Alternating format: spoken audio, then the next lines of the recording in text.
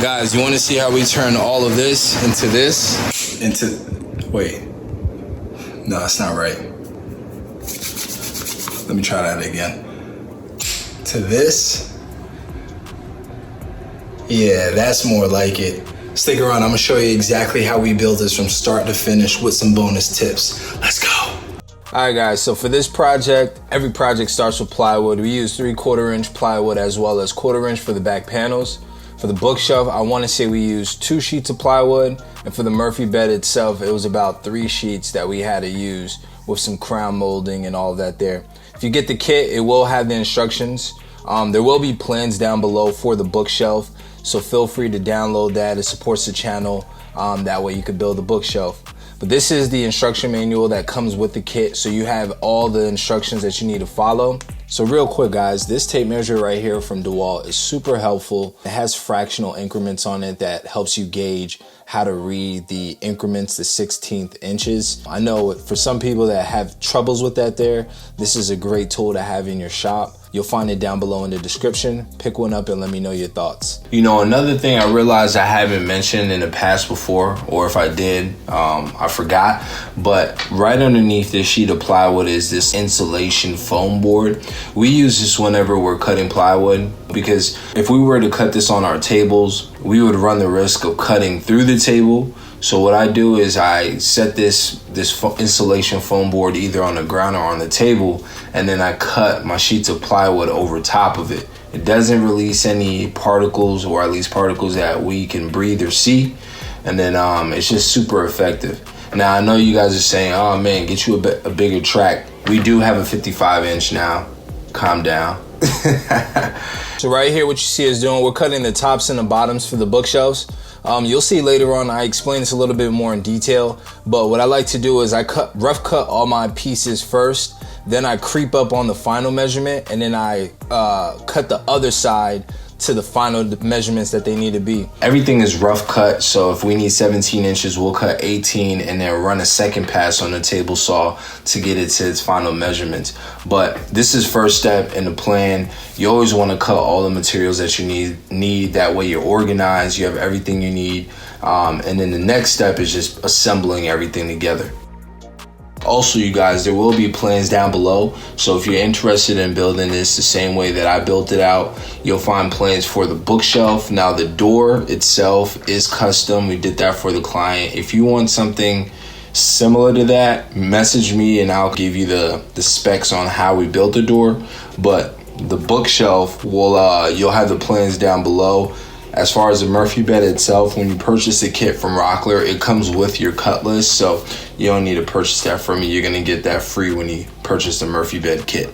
All right, so as you can see here, we're rerunning some of the boards that we cut back through the table saw, and now this is gonna get us down to our final measurements. The reason why I take this approach is because when you're dealing with like a 4x8 sheet, especially dealing with 2 people trying to cut that 4x8 sheets, you'll have some discrepancies, whether, you know, Sam moves it to the left or the right, or I push it or I let it go and then it shifts a little bit. So I like to rough cut it first to a manageable size, and then once I have it at that manageable size, then we cut it to its final dimension. Quick tip for you guys, this is an easy one. Check off everything when you cut it. That way you know you have everything cut.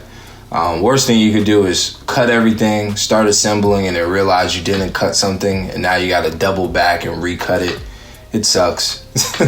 Now this would be a good time to say, if you haven't done so already, make sure to subscribe to the channel for more content like this. I'd appreciate it. Oh, here's another tip. With plywood, if you don't have a 90 tooth blade or an 80 tooth blade, you run the risk of your plywood fraying. And that's where on the underside, it like splints out and then it's a mess. If your painting is perfectly fine, you know, you're gonna get a clean look because you're painting over it.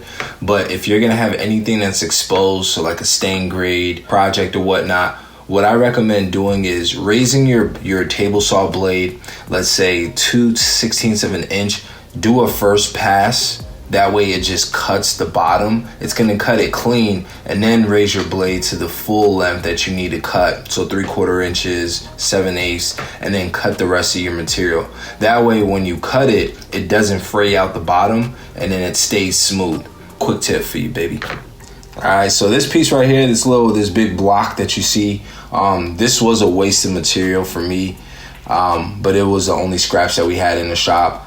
You'll see later on what this is used for. This is actually to stop the Murphy bed from collapsing into the frame. So what I did there is just cut it to its size, and then Sam is running it through the planer to get it down to the thickness that it needs to be. And then we're gonna assemble that to the top of the Murphy bed, so when the door closes, it actually acts as a stopper. And then this cool little tool, you'll find this down below. This is a measuring caliper. It'll tell you like your fractional measurement that you have. Very, very useful tool in the shop. So you might be wondering, what am I doing here with this measuring tape and marking? I'm not telling you. Nah, I'm messing with you. So whenever I use a pinhole jig, I like to mark 12-inch increments. The reason why is because there's always like a little discrepancy when using like a hand pinhole jig, where it starts to shift as you add pinholes up the board.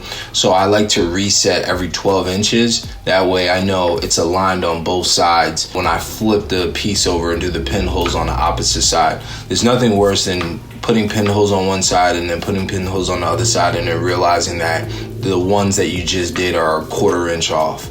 So try this out, let me know what you think. And then here's a Craig jig that I'm using here. It's a phenomenal jig. I mean, you're using it with your hands, so there is a discrepancy. I don't know if it's user error or if it's just using it over time and kind of wears out, but it is a great tool to use. Rule of thumb, go in reverse first to cut the wood, the fibers of the veneer, and then go forward.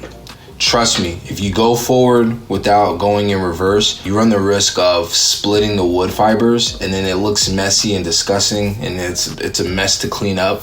So go in reverse first, and then double back, and then go forward.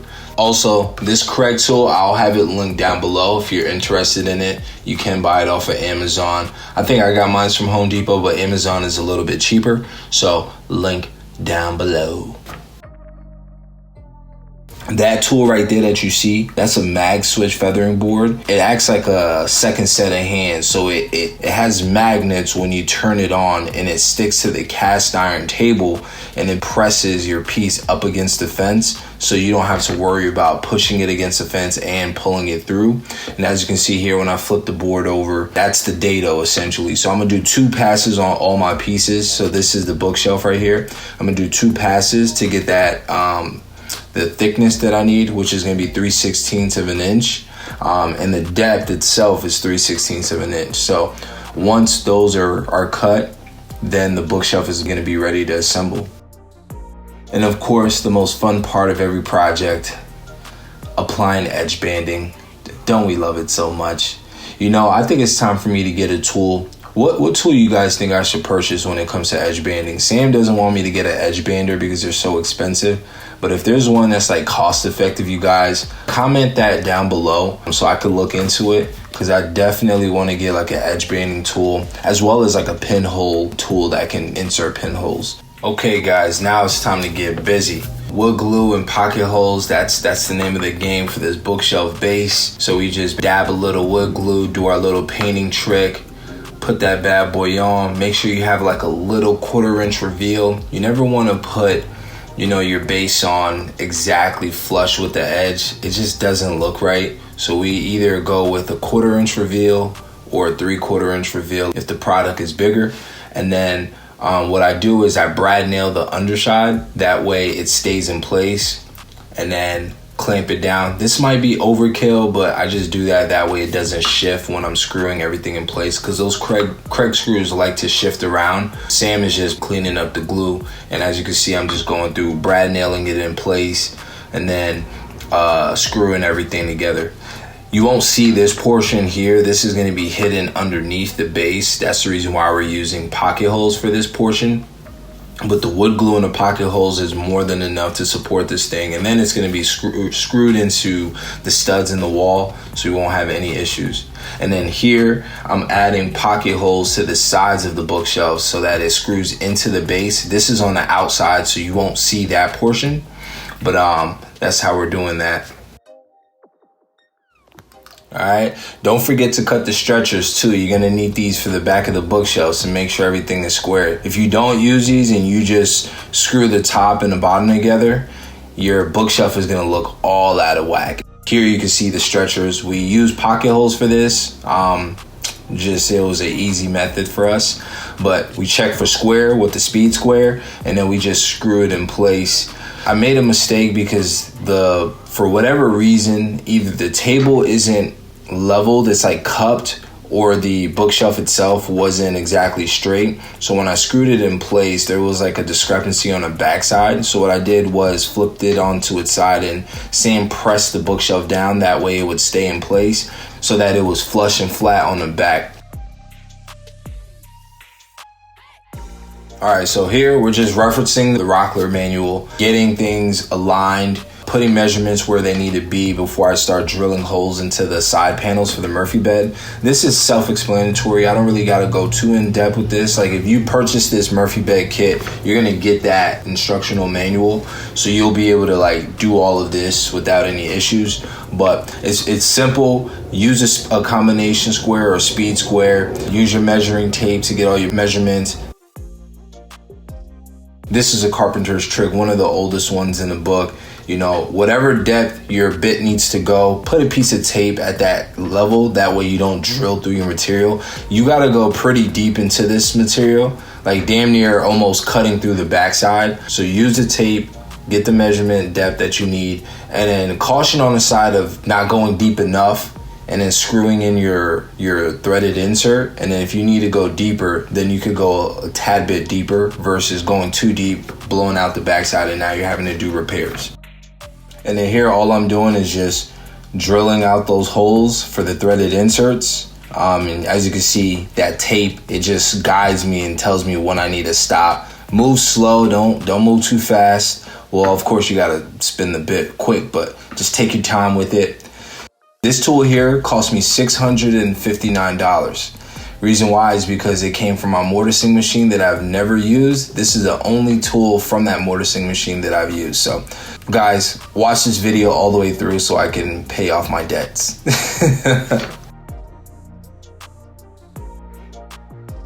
All right, so you don't need a Festool domino, but this does make the process super easy. There is a lot of forgiveness using this tool. I found this to work very well. For this project, I used this on the second Murphy bed that we built as well. But this project, you're gonna need dowels. So you could just use a drill bit, create dowels, or if you have a domino, just use the dominoes real quick and easy. Put some wood glue, put the dominoes in place. Make sure you have like an extra set of hands, or get those little corner 90-degree brackets that they sell from Rockler. I'll also have a link down below if I could find something on Amazon that's cheaper. But you can pick them up at Rockler. It just keeps everything squared in 90 degrees. So when you're screwing things in place, it's not all out of whack. And then once you attach everything together, you just put that piece aside, let the glue dry, and work on the next shelf, and you're good to go.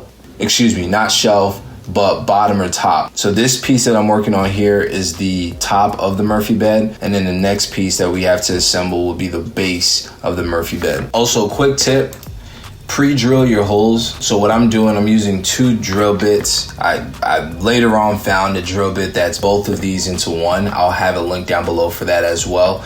But pre-drill your hole and then use like a countersink bit. That way you don't push the fibers of the wood out of place. This ensures that, you know, you don't split the plywood or nothing like that happens. And it just ultimately looks cleaner. So here, all I'm doing, I'm just marking a couple locations for where I need to drill out my domino holes. So in order to assemble this, I'm gonna have to use dominoes as well as screws. So I'm putting 3 dominoes on the backside, 2 dominoes down below, and then assemble everything together.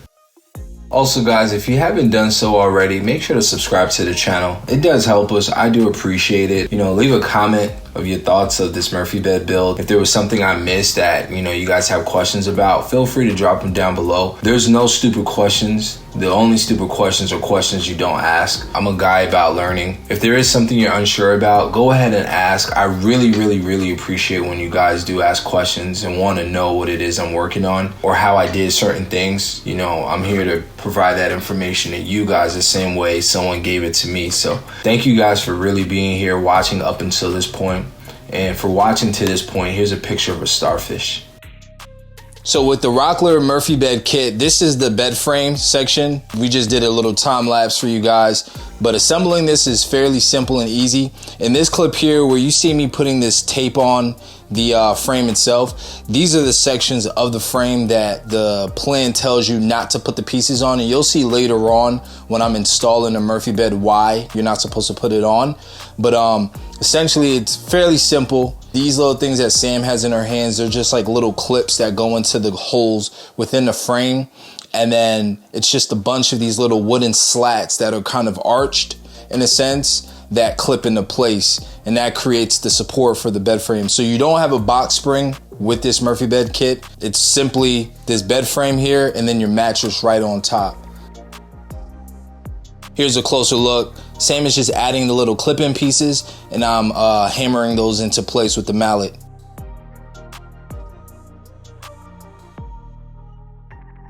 All right, and there is Sam on the floor sanding these boards before we assemble the doors. That rhymed. I like it. So we just cut everything into place, brad nail it, put some wood glue. We're framing it out first before we put the design within. As you can see, I'm just using Titebond 2. It'll be down below as well for you guys. But we frame it out, and then Sam is just coming back in with some spackle, filling all the nail holes, you know, recording some Instagrammable videos, right? Shout out to Sam. She be rocking it out on Instagram. We have like over 138,000 people because of her. You know, she figured out, she cracked the code, figured it out, and just made it make sense. All right, so this piece right here that you see me joining right now, this is actually gonna be the door handles for this project. So I'm just using 12-quarter-inch thick maple. We're gonna join two sides just to get it flush and flat, and then we're gonna cut it in half, plane the other side down, and then we're gonna create the handles for the Murphy bed. So our client, she wanted bigger, thicker handles. I couldn't find anything that was cost effective, so I was like, you know what, let me just make some. And running it through the table saw to create the grooves for the handles was the easiest thing to do. I'm using a 3 horsepower table saw, but it still wasn't enough power to cut this in one pass, so I just raised the blade 3/4 inches at a time to cut it completely. Right here, I'm just planing down the door handles down to their final sizes. So I'm taking off any saw marks that are on the edges, as well as planing the top so we can get it smooth. And then I'm gonna bring it back to the saw, and I'm gonna cut the handles that you will reach behind the piece of wood to pull the Murphy bed open. I know you see the saw marks on the edge of this wood here. These are long pieces. I haven't cut them to their final lengths yet. I left them long, that way if there was any issues while I was planing or cutting them, I could take that off when I get them down to their final size. This is an important step here to mark where all of your threaded inserts are located. That way when you drill through the Murphy bed to install the door handle, you know exactly where the holes are. So I'm just using a speed square or a combination square, and just marking where the holes are gonna be located. And then I'm gonna pull out a drill bit that's a little bit bigger than the screw itself, the bolt. That way it can pass through the wood without any issues. And then I'm gonna pass that through and screw the door handle onto the door. Quick tip for you guys, don't screw them tight initially. Leave them loose, and then once you have all 3 bolts in place, then screw it tight. I found that if you screw one in tight, it may shift the door off alignment, and then it's hard to get the other 2 in place. So just slightly screw them in place, that way they're holding, and then once you have all 3 bolts in place, then you can screw it down. And then for the finish, we basically just use spray paint. This is a satin black spray paint. We already primed the doors, so they have primer over top, and we're just spraying the whole door handle itself, its final color. We put 2 coats of spray paint on top. Put the first coat, let it dry for about 15 minutes, and then gave it like another 30 minutes for the spray paint to cure. And then we put the second coat over top of that. Make sure you wear a respirator. I'll have that down below. That is key for any spraying job that you're doing. Keep those lungs protected.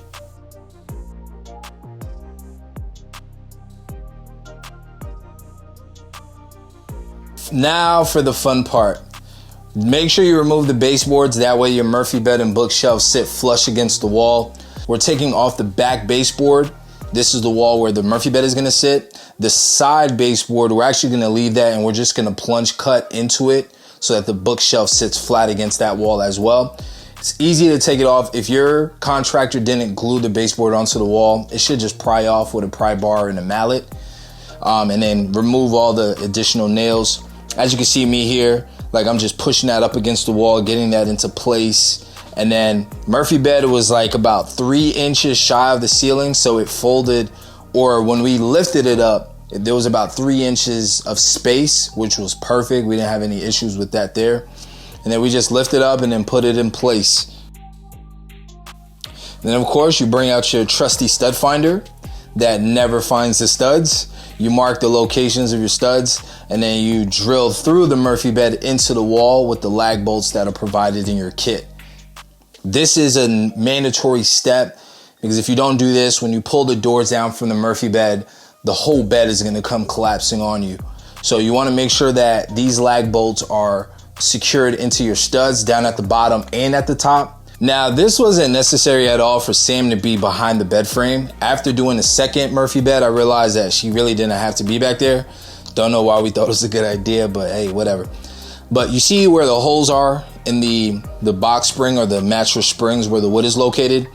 Those holes are essential because when you install the springs, you have to bolt those into the sidewalls. And in order to do that, you have to stick your drill or a wrench or whatever through those holes. So that's the reason why we had to leave those ports open and exposed so that we can screw all of that into place. And then up at the top, you want to leave that open so that that stopper that's up there that we did ahead of time, you could install that if you're going to do that after the fact.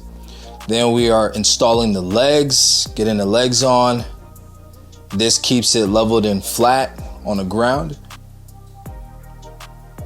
And now we're just installing the hardware behind the door so that it sits on the back side of the bed frame.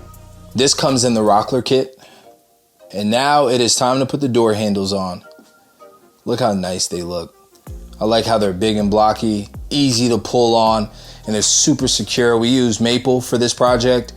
That way there wasn't any issues with it warping or the threaded insert pulling out. This is such a hard wood. We use it for a lot, like our face frames when we're building cabinets and such. And then using like 10-quarter maple, I mean, it's just so hefty and beefy. You don't have any issues with this. And now Sam is just pulling the bed frame down a bit. I'm lifting it up, putting it in place. And then I'm gonna pull out just a block with a mallet just to kind of shift it around where it needs to be. Make sure you use a mallet with the block. If you don't and you hammer directly onto the side of your door, you're gonna mess it up. So having that block keeps the impact from going directly onto the door, and it just acts as like a stopper so the hammer can just shift things around without any issues or damaging of the door. And then that's not the only step when it comes to the doors. You want to make sure you screw the door into the back of the bed frame. So the kit comes with screws. It comes with a bunch of screws, and it tells you how many you need to install on your bed kit. But I found that it's usually off by like 1 or 2 screws. So however many holes you can get screws into, just put them into all of those holes. And then if there's leftover screws, don't even worry about it. We did a queen size bed as well as a full size bed, and we found that the screws are off. The amount that it tells us we need is off by like 1 or 2. It's perfectly fine. You don't need those additional 2 screws. Nothing is gonna happen. But you just go down the line, you put the screws where they need to be, and then once you have all the screws in, then you can install the last few slats that need to go onto the bed frame itself. I'm not gonna bore you guys with crown molding. If you guys want a video on how to cut crown molding, leave it down below and I'll show you how we cut it as well as how we install it together. But the crown molding came out looking great. And now for the fun part, the grand reveal. Woo! What y'all think, man? What you guys think about that? So the plan is for the bookshelf that you see on the side. The client, she loved the design, the X's. Here I'm pulling the bed down. You can see how simple and easy it is to pull it down. The mattress sits in place. You don't have any issues with that. And then it has these 2 stoppers on the back side to keep the mattress from falling down into the frame of the Murphy bed. But most importantly, there's an approval that we need before we finish here. Oh, and Rayleigh approves. I'm out. See you.